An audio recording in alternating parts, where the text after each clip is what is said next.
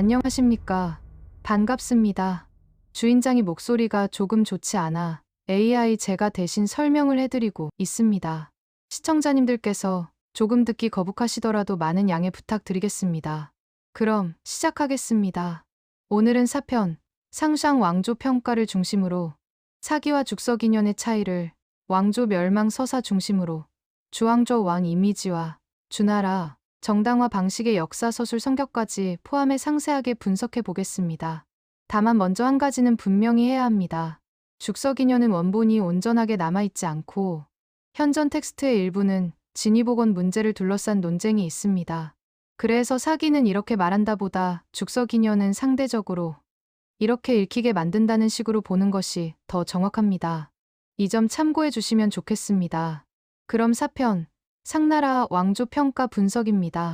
이 부분에서 사기의 폭군 서사와 죽석인연의 정치 기록 차이를 보입니다. 상나라 왕조, 특히 마지막 군주인 제시는 곧 후대 주왕조 왕으로 불린 인물은 중화 고대사에서 매우 상징적인 존재입니다. 왜냐하면 그의 평가는 단순히 한 군주의 인품 평가가 아니라 상나라의 멸망이 정당했는가, 더 나아가 주저의 건국이 정당했는가를 결정하는 핵심 장치이기 때문입니다. 후대 중원의 기억 문화에서 주나라의 상나라 정복은 왕조 교체의 전범이 되었고, 서주 초기부터 그 기억이 의도적으로 조직되었다는 점도 연구로 지적됩니다. 왜 상왕조 평가가 중요한가?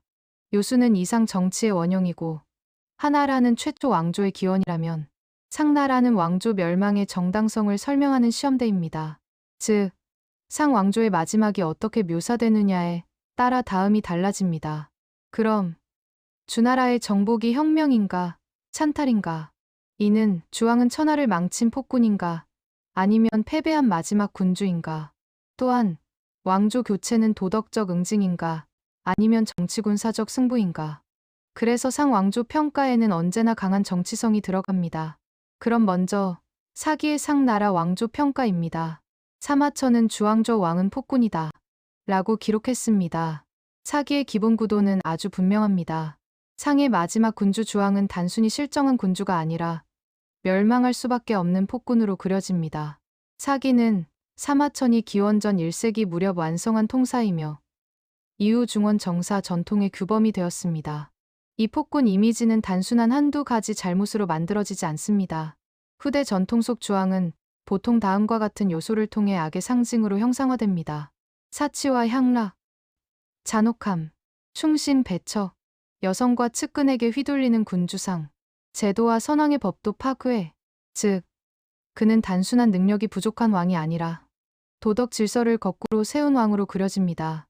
왜 이렇게까지 폭군으로 만들어졌는가? 여기서 핵심은 상나라 주왕 개인보다 주나라의 정당성입니다. 이 대목에서 주나라가 상나라를 무너뜨렸다는 사실 자체는 변하지 않지만 그 정복을 어떻게 기억할 것인가는 전혀 다른 문제이기 때문입니다. 만약 상이 정당한 왕조였고 마지막 왕도 단지 패배했을 뿐이라면 주의 건국은 단순한 정복이 됩니다. 그러나 만약 주왕이 천하를 해친 폭군이었다면 주의 정복은 단순한 찬탈이 아니라 천명을 바로 세운 도덕혁명이 됩니다. 즉, 사기의 주왕 폭군 서사는 단순한 인물 전기가 아니라 주 왕조 교체를 윤리적으로 승인하는 장치입니다. 따라서 사기에서 상나라 왕조 멸망의 의미를 분석해보면 이 구조 속에서 상의 멸망은 패배가 아닙니다. 오히려 당연한 붕괴가 됩니다. 주왕이 폭군이었기 때문에 백성은 떠나고 충신은 버려지고 하늘의 명은 끊기며 새로운 왕조가 일어납니다. 이렇게 되면 주나라의 승리는 군사 승리가 아니라 도덕의 승리가 됩니다. 여기서 역사란 단순한 사건의 연속이 아니라 악한 왕조가 무너지고 바른 왕조가 일어나는 교훈적 질서가 성립됩니다. 또한 사기의 상 왕조 평가가 가진 구조를 보면 상나라 왕조 평가는 다음 구조로 이해할 수 있습니다. 상 초중기는 왕조 질서 유지, 말기로 갈수록 덕 상실, 마지막 왕은 폭군화, 멸망은 천명의 이동, 주는 새 질서의 정당한 계승자. 이 서사에서 상 왕조는 단순히 망한 왕조가 아니라 멸망이 정당한 왕조가 됩니다. 즉, 상의 마지막은 사실상 주나라 건국 서사의 전제 조건이 되는 것입니다. 반면에 죽석인연 쪽으로 가면 분위기가 달라집니다.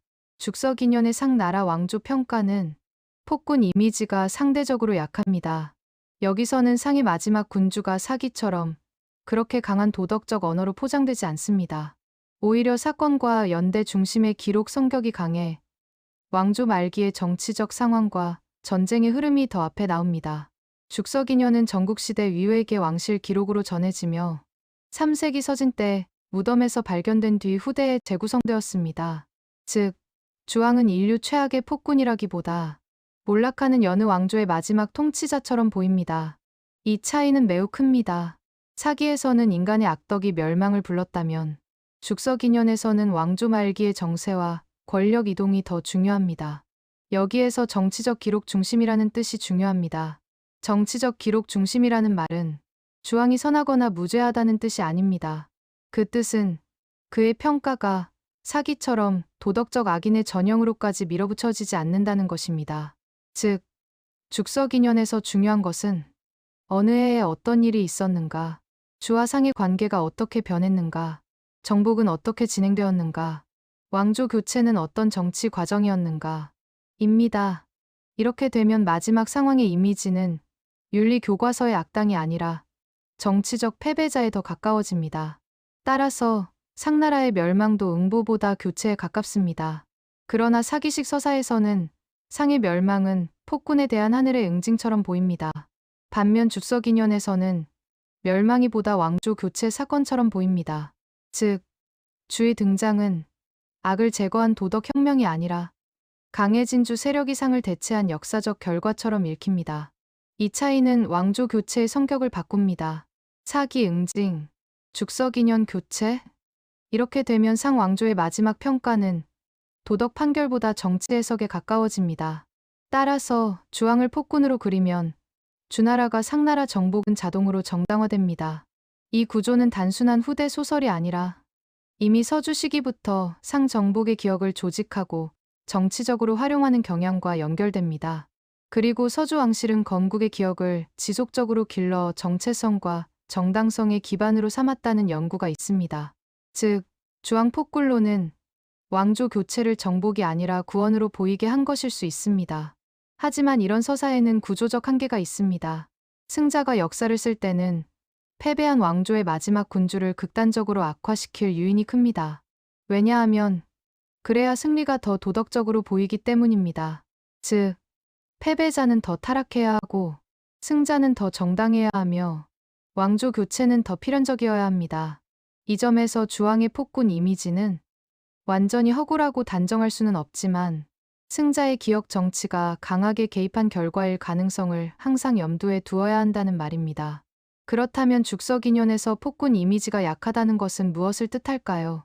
첫째, 주왕에 대한 도덕적 판결이 서사의 중심이 아니라는 뜻입니다.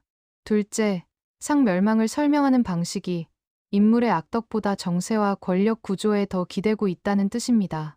셋째, 주 건국의 정당화가 사기처럼 완성된 도덕 서사로 조직되지 않았거나 적어도 덜 정제된 기억의 흔적이 남아있다는 뜻입니다. 즉, 죽서기년은 주왕을 미화하지는 않더라도 그를 후대가 만든 절대악의 도상처럼까지 밀어 올리지는 않습니다. 그럼 이제 핵심 문장을 풀어보겠습니다.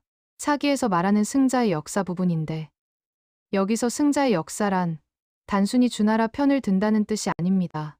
그 뜻은 주의 승리를 정당화하고 상의 마지막을 도덕적으로 파탄난 상태로 만들며 왕조 교체를 천명과 윤리의 승리로 해석하는 완성된 정통 서사라는 뜻입니다. 즉, 사기는 단순 기록이 아니라 승리한 질서가 자기 자신을 설명하는 방식입니다. 이에 반해 죽서기년은 상대적으로 중립적인 기록으로 읽힙니다. 그러나 여기서 중립도 절대적 의미는 아닙니다.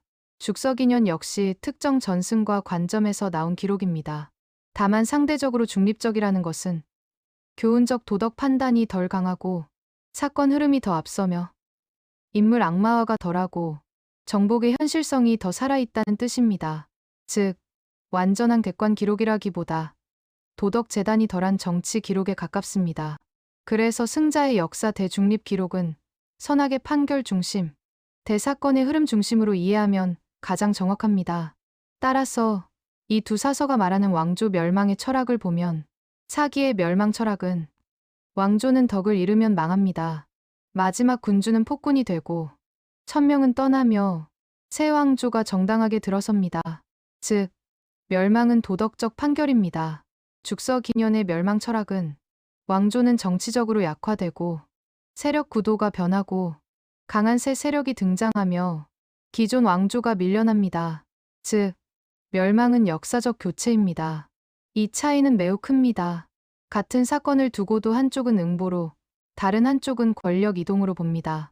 이를 모두 정리하면 사기에서 상왕조의 마지막 군주 주왕은 도덕적으로 타락한 폭군이며 그의 악정은 주나라의 정복을 정당화하는 핵심 근거가 됩니다.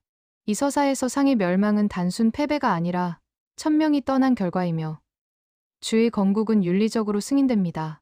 반면 죽서기년에서는 주왕의 폭군 이미지가 상대적으로 약하고 상의 마지막은 보다 정치적 현대기적 맥락 속에서 제시됩니다.